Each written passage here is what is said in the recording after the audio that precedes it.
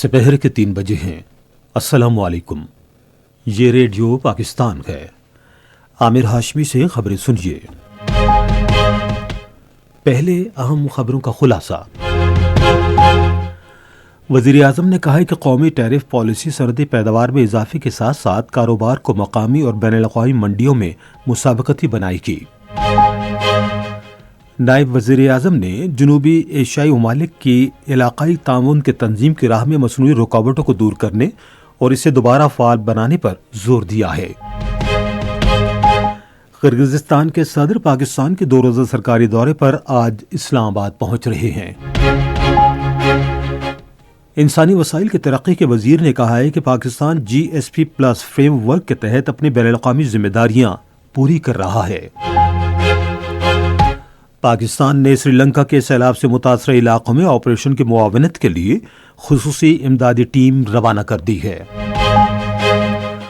اور کل جماعتی حریت کانفرنس نے کہا ہے کہ بھارت کے غیر قانونی زیر قبضہ جموں و کشمیر میں قابض فورسز محاصرے اور تلاشی کی کارروائیوں کے دوران کالے قوانین کے تحت بے گناہ نوجوانوں کو گرفتار کر رہی ہیں۔ اب خبریں تفصیل کے ساتھ۔ وزیر اعظم محمد شہباز شریف نے کہا ہے کہ قومی ٹیرف پالیسی ایک انقلابی قدم ہے جو ملکی صنعتی پیداوار کو بڑھانے کے ساتھ ساتھ مقامی اور عالمی منڈیوں میں کاروبار کو بھی مسابقتی بنائے گی۔ وہ کسٹم ڈیوٹی اور تجارتی شعبے میں دیگر اصلاحات پر قائم کردہ ذیلی ورکنگ گروپ کی سفارشات پر جائزہ اجلاس کی صدارت کر رہے تھے۔ وزیر اعظم نے کہا کہ مصنوعات کی پیداواری لاگت میں کمی حکومت کی ترجیح ہے۔ انہوں نے ہدایت کی کہ دوسرے ممالک کے ساتھ 2 طرفہ اور راہداری کے ذریعے مصنوعات کی تجارت کی مد میں سرحد پر کسٹم ڈیوٹی کی وصولی کی لڑائی کڑی نگرانی ہونی چاہیے۔ انہوں نے کہا کہ برآمدات پر مبنی پائیدار اقتصادی ترقی صرف سرمایہ کاری میں اضافے اور پیداواری لاگت میں کمی سمیت حکومتی تحفظ اور بہتر بنیادی ڈھانچے کے ذریعے حاصل کی جا سکتی ہے۔ ذیلی ورکنگ گروپ میں شامل کاروباری شخصیات نے وزیر اعظم کو کسٹمز اور ٹیکس وصولی سے متعلق مسائل سے آگاہ کیا اور اپنی سفارشات پیش کیں۔ وزیر اعظم نے سفارشات کا خیر مقدم کیا اور متعلقہ وزارتوں اور اداروں کو خصوصی ہدایات جاری کی کہ کاروبار اور سرمایہ کاروں کو ہر ممکن سہولتیں فراہم کی جائیں۔ وزیر اعظم محمد شہباز شریف نے ڈیرہ اسماعیل خان میں پولیس موبائل پر دہشت گردوں کے حملے کی مذمت کی ہے۔ اپنے ایک بیان میں انہوں نے حملے میں 3 پولیس اہلکاروں کی شہادت پر گہرے دکھ اور رنج کا اظہار کیا۔ وزیر اعظم نے شہداء کے درجات کی بلندی کے لیے دعا کی اور ان کے اہل خانہ سے تعزیت کی۔ شہباز شریف نے ہدایت کی کہ حملے میں زخمی ہونے والے اہلکاروں کو بہترین طبی سہولیات فراہم کی جائیں۔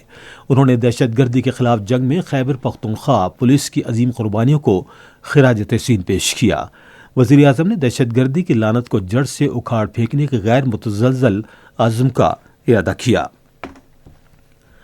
نائب وزیر اعظم محمد اسحاق ڈار نے جنوبی ایشیائی ممالک کے علاقائی تنظیم کی راہ میں مصنوعی رکاوٹوں کو دور کرنے اور اسے دوبارہ فعال بنانے پر زور دیا ہے۔ وہ آج اسلام آباد کانکلیو 2025 سے خطاب کر رہے تھے، جس کا عنوان تھا جنوبی ایشیا کے اثر و تصور کے تناظر میں سیکیورٹی، معیشت، ماحولیات اور روابط۔ نائب وزیر اعظم نے کہا کہ علاقائی تعاون کے پلیٹ فارم کے طور پر سارک ہماری پہلی ترجیح ہے۔ اسحاق ڈار نے کہا کہ پاکستان ایک ایسے جنوبی ایشیا کا تصور کرتا ہے جہاں روابط تقسیم کی جگہ لیں، معیشتیں ہم آہنگی سے ترقی کریں، تنازعات کو بین الاقوامی قانون کے مطابق پرامن طریقے سے حل کیا جائے اور جہاں وقار اور عزت کے ساتھ امن قائم ہو۔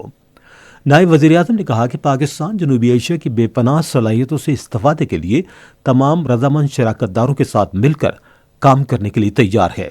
انہوں نے اس بات پر زور دیا کہ جنوبی ایشیا کا اثر نو تصور کرنے اور اپنے لوگوں کے امن، ترقی اور خوشحالی کے راستوں کی نشاندہی کرنے کی ضرورت ہے۔ اسحاق ڈار نے مئی کے تنازع کا ذکر کرتے ہوئے کہا کہ پاکستان نے جارحیت کو ناکام بنانے اور دفاعی صلاحیت کو تقویت دینے کے لیے عزم اور صلاحیت دونوں کا مظاہرہ کیا۔ انہوں نے کہا کہ جنوبی ایشیا میں پائیدار امن کے لیے اسٹریٹجک استحکام کو برقرار رکھنے کے لیے زیادہ کوششوں کی ضرورت ہے۔ انہوں نے کہا کہ جموں و کشمیر تنازع کا منصفانہ اور پائیدار حل ناگزیر ہے۔ قرغیزستان کے صدر جیپاروف پاکستان کے پہلے 2 روزہ سرکاری دورے پر آج اسلام آباد پہنچ رہے ہیں۔ دورے میں ایک اعلیٰ سطح کا وفد بھی ان کے ہمراہ ہوگا، جن میں کابینہ کے سینئر وزراء، اعلیٰ حکام اور کاروباری رہنما شامل ہوں گے۔ دورے کے دوران کرگز صدر اپنے پاکستان کے ہم منصب سے ملاقات کریں گے، جس کے بعد وزیر اعظم کے ساتھ وفود کی سطح پر بات چیت ہوگی۔ وہ پاکستان کرغزستان بزنس فورم سے خطاب بھی کریں گے۔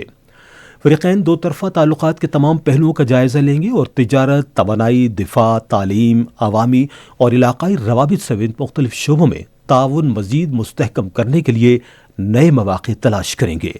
یہ دورہ پاکستان اور جمہوریہ کرغزستان کے درمیان دوستانہ تعلقات کا عکاس ہے، جس کی بنیادیں مشترکہ تاریخ، عقیدے اور وسطی اور جنوبی ایشیا میں امن و خوشحالی کی باہمی امنگوں پر مبنی ہیں۔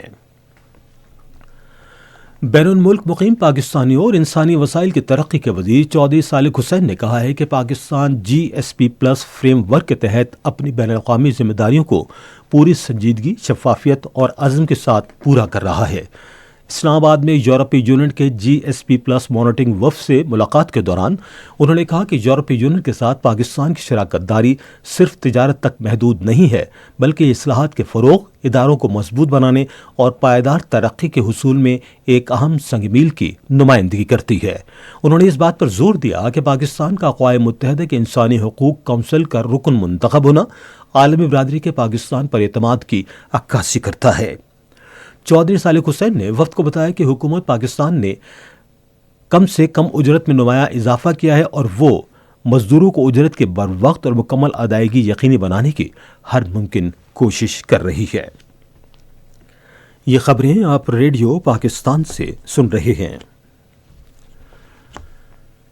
پاکستان اور سری لنکا میں موسمیاتی طوفان سے متاثرہ افراد کے لیے امدادی سرگرمیاں جاری رکھے ہوئے ہیں۔ وزیر اعظم محمد شہباز شریف کی خصوصی ہدایت پر سری لنکا کے متاثرہ علاقوں میں آپریشن کے معاونت کے لیے امدادی ٹیم آج صبح روانہ کی گئی۔ پاک فضائیہ کا C-130 طیارہ 47 رکن ٹیم کے ہمراہ 6.5 ٹن ضروری سامان لے کر انسانی ہمدردی کی بنیاد پر امدادی کوششوں میں حصہ لینے کے لیے روانہ ہوا۔ امدادی سامان کی روانگی کی تقریب میں وفاقی وزیر doctor Tariq Fazal Chaudhry, chairman NDMA lieutenant general Inam Haider ملک اور سری لنکا کے ہائی کمشنر فریڈ سنیدوردنے نے بھی شرکت کی۔ NDMA نے کولمبو اور لاہور کے درمیان چلنے والی سری لنکن ایئر لائن کے ذریعے امدادی سامان بھیجنے کا بھی انتظام کیا ہے۔ NDMA متاثرہ علاقوں میں بحالی اور رسائی کی کوششوں میں مدد کے لیے پاک فوج کے عارضی پل بھی بھیج رہی ہے۔ پنجاب حکومت نے آئمہ مساجد کے لیے وزیر اعلیٰ اعزازیہ کارڈ کے اجرا کی منظوری دی ہے۔ آج لاہور میں ایک اجلاس کی صدارت کرتے ہوئے وزیر اعلیٰ مریم نواز نے کارڈز کے اجرا کی آخری تاریخ فروری 2026 مقرر کی ہے۔ اجلاس کو بتایا گیا کہ اس سلسلے میں صوبے بھر میں تصدیق کا عمل جاری ہے۔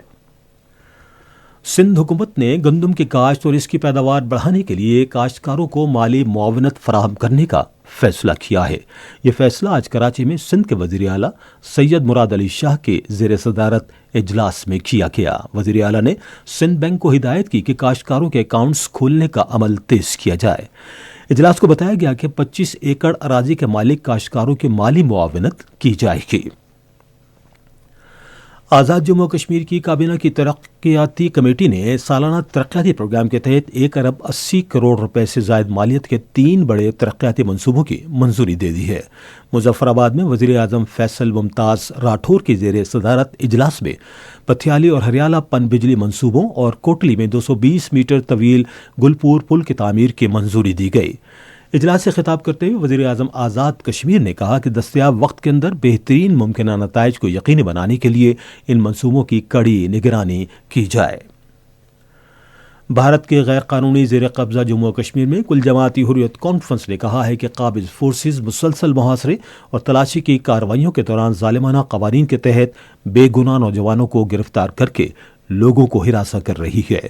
کشمیر میڈیا سروس کے مطابق کل جماعتی حریت کانفرنس کے ترجمان ایڈوکیٹ عبدالرشید منہاس نے سری نگر میں ایک بیان میں کہا کہ اقوام متحدہ، ایمنسٹی انٹرنیشنل اور ہیومن رائٹس واچ سمیت کئی بین الاقوامی اداروں نے کشمیریوں کے خلاف بھارتی مظالم کے حوالے سے اپنی رپورٹس میں ہوشربا انکشافات کیے ہیں۔ بیان میں اقوام متحدہ اور عالمی طاقتوں سے اپیل کی گئی ہے کہ وہ مقبوضہ جموں و کشمیر میں بھارتی ریاستی دہشت گردی روکنے کے لیے اپنا کردار ادا کریں۔ ریڈیو پاکستان آج سے پہر 4:05 پر اپنے قومی نشریاتی رابطے پر خصوصی افراد کے عالمی دن کے حوالے سے ایک دستاویزی پروگرام نشر کرے گا۔ اور اب موسم۔ محکمہ موسمیات کی پیشگوئی کے مطابق آئندہ 12 گھنٹے کے دوران ملک کے بیشتر حصوں میں موسم سرد اور خشک، جبکہ پہاڑی علاقوں میں رات کے اوقات میں شدید سرد رہنے کا امکان ہے۔ پنجاب اور خیبر پختونخوا کے میدانی علاقے سموگ کی لپیٹ میں رہیں گے۔ آج ریکارڈ کیا گیا بعض شہروں کا درجہ حرارت: اسلام آباد اور Lahore 20 degree centigrade, Karachi 27، Peshawar 19، Quetta, Gilgit, Murree اور مظفر آباد 14، سری نگر 12، جموں 20 اور لیہ 4 ڈگری سینٹی گریڈ۔